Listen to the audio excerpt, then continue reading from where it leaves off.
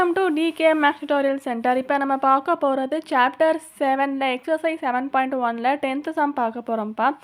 இப்போ 10th some வந்து என்னதுன்னா, இப்போ ஒரு லேம்ப் இருக்குது. இந்த மாதிரி டேபிள் லேம்ப் இருக்குது. அந்த டேபிள் லேம்ப் வந்து மேலே ஒரு சர்க்கிள், கீழே ஒரு சர்க்கிள் ஷேப்பில் இருக்குது. இது இது இந்த இந்த ஷேப்புக்குரிய பேர் வந்து ஃப்ரஸ்டம் சொல்லுவாங்க. ஸோ ஃப்ரஸ்டம் ஷேப்பில் இருக்குது. இப்போ நமக்கு வந்து கொஸ்டின் என்ன கொடுத்துருக்காங்கன்னா, இப்போ மேலே இருக்கிறது சின்ன சர்க்கிளாக இருக்குது, அதனால் ஸ்மால் ரேடியஸ், அதோட ரேடியஸ் வேல்யூ கொடுத்துருக்காங்க ஆறுன்னு. ஸோ ஸ்மால் ஆறு போட்டு 6 சென்டிமீட்டர்னு போடணும்.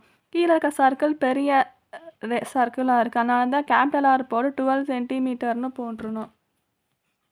அதுக்கப்புறம் ஹைட்டு வந்து ஸோ இங்கேருந்து இது வரை இருக்கிற ஹைட் வந்து 8 சென்டிமீட்டர் கொடுத்துருக்காங்க. ஸோ ஹைட்டோட வேல்யூ 8 சென்டிமீட்டர்னு போடணும். இப்போ இதான் formula. Curved surface area of the ஃப்ரஸ்டமோட ஃபார்முலா 5 × r + r × L² இதான் ஃபார்முலா. இப்போ எல்லோட வேல்யூ, எல் வந்து ஸ்லாண்ட் ஹைட். ஸோ அதோட வேல்யூ எப்படி எழுதணும்னா h² ப்ளஸ் போட்டு r - r ² போடணும். இப்போ h² வேல்யூ என்னது, ஹைட்டோட வேல்யூ என்ன 8. ஸோ 8² போட்டு r - r.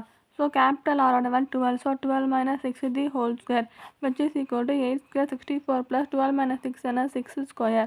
So which is equal to 64 plus 36ன்னு போடணும். ஸோ ரெண்டையும் ஆட் பண்ணால் 100ன்னு வரும், which is equal to 10 centimetre. So இதுதான் லென்த்தோட வேல்யூ. ஸோ லென்த்தோட வேல்யூ 10 சென்டிமீட்டர்னு போட்டோமா. அதுக்கப்புறம் இப்போ என்ன எழுதணும், இப்போ வந்து total cost of painting the lamp if the cost of painting 1 square meter 2 ரூபா. ஸோ ஒரு ஸ்கொயர் மீட்டர் அளவுக்கு பெயிண்ட் பண்ணால் அது 2 ரூபானா, இப்போ எத்தனை ஸ்கொயர் மீட்டர் இருக்குது இந்த ஏரியா அப்படின்னு கண்டுபிடிக்கணும். ஸோ அப்படி கண்டுபிடிக்கணும்னா எப்படி எழுதணும்னா, total area to be painted which is equal to CSA of frustum plus area of the top circle அப்படின்னு எழுதுங்க. அதாவது கொஸ்டின் என்ன கேட்டிருக்காங்க, அவுட்டர் போர்ஷன் தானே கேட்டிருக்காங்க, இன்க்ளூடிங் தி டாப் பார்ட். அதாவது அந்த ஃப்ரஸ்டமோட அவுட்டர் போர்ஷன் ஃபுல்லாக பெயிண்ட் பண்ணணும். முக்கியமாக அதோட சேர்த்து இந்த மேலே உள்ள பார்ட்டும் பெயிண்ட் பண்ணணும். ஆனால் கீழே உள்ள பார்ட்டு பெயிண்ட் பண்ணவும் கொடுக்கல. ஸோ கீழே உள்ள பார்ட்டை அவாய்டு பண்ணுங்க. அதனால தான் curved surface area of the ஃப்ரஸ்டம்னு எழுதிட்டு இங்கே எழுதிடும், கூட ப்ளஸ்ன்னு போட்டு area of the top circle, இந்த மேலே சர்க்கிள் இருக்கு இல்லையா, ஸோ இதோட ஏரியாவும் சேர்த்து எழுதுகிறோம். ஸோ இந்த ரெண்டையும் சேர்த்து தான் நம்ம வந்து பெயிண்ட் பண்ண போகிறோம். இப்போ curved surface area of the ஃப்ரஸ்டமோட ஃபார்முலா வந்து எழுதுகிறோம். ஸோ இதோட ஃபார்முலா என்னதுப்பா, π × r + r L plus area of at circle. இப்போ நார்மலாக ஏரியா சர்க்கிள்னா πr². ஸோ அதுதான் ஃபார்முலா. இப்போ 5க்கு பதிலாக 22/7 × r + r. ஸோ r + rனா என்னது, கேபிட்டல் ஆரோட வேல்யூ என்னது 12. ஸோ 12 ப்ளஸ் ஸ்மால் ஆரோட வேல்யூ என்னது 6. ஸோ 6ன்னு போடணும், இன்ட்டுன்னு போட்டு எல். ஸோ எல்லாரோட வேல்யூ என்ன 10ன்னு போடணும். 22/7 இன்ட்டுன்னு போட்டு ஸ்மால் ஆரோட வேல்யூ என்ன 6. ஸோ 6² போடணும், which is equal to 22/7 × 12 + 6ஓட value என்னதுப்பா 18. ஸோ 18 × 10ன்னு போட்டு ஸோ 22/7ன்னு போட்டு 6² என்ன பண்ணால் 36ன்னு வரும். ஸோ அதுக்கப்புறம் இதை சால்வ் பண்ணுறோம். ஸோ 7 கீழே போட்டு 22 × 18 × 10 அதை வந்து பண்ணோம்னா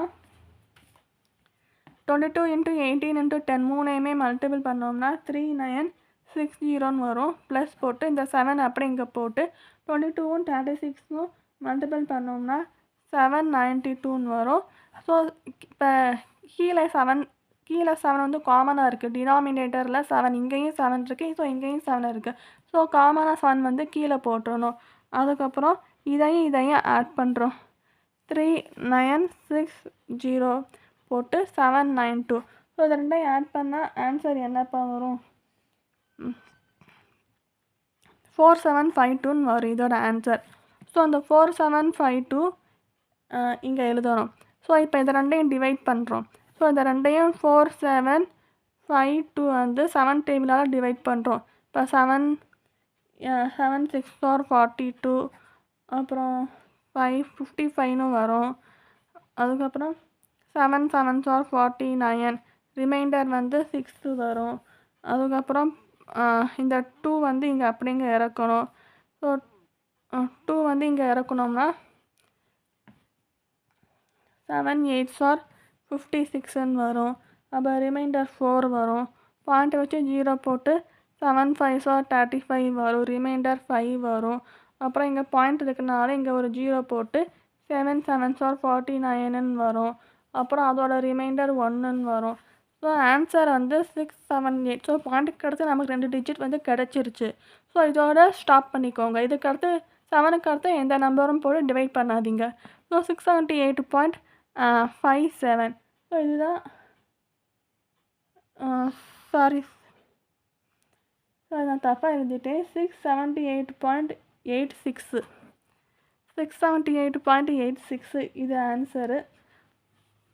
நான் டிவைட் தப்பாக பண்ணிட்டேன். ஸோ நீங்கள் பார்த்துக்கோங்கப்பா. 678.86 இதுதான் வேல்யூ. ஸோ இது எதோட value? Total area to be painted இருக்கு இல்லையா? ஸோ இதோட வேல்யூ தான் இது. அப்போனா நம்ம கொஸ்டின் என்ன கேட்டிருக்காங்க? காஸ்ட் என்னன்னு தானே கேட்டிருக்காங்க. ஸோ டோட்டல் காஸ்ட் வந்து ஒரு ஸ்கொயர் சென்டிமீட்டருக்குரிய காஸ்ட் வந்து 2 ரூபா. இங்கே எத்தனை சென்டிமீட்டர் ஸ்கொயர் இருக்குது? சென்டிமீட்டர் ஸ்கொயருன்னு எழுதிருங்க. இந்த மாதிரி யூனிட் அவசியம். இந்த சாப்டர் பொறுத்தவரை எந்த சம்னாலும் யூனிட் கம்பல்சரி போடுங்க. யூனிட் போடலைன்னா மார்க் வந்து கம்மி பண்ணுவாங்க. சென்டிமீட்டர் ஸ்கொயரா, மீட்டர் ஸ்கொயரா, இல்லை இந்த மாதிரி யூனிட் ஏதாவது பார்த்து போடுங்க. அப்புறம் இப்போ கொஷின் வந்து எழுதுகிறோம். இப்போ காஸ்ட் ஆஃப் பெயிண்டிங் இப்போ இந்த மாதிரி எழுதுகிறோம்.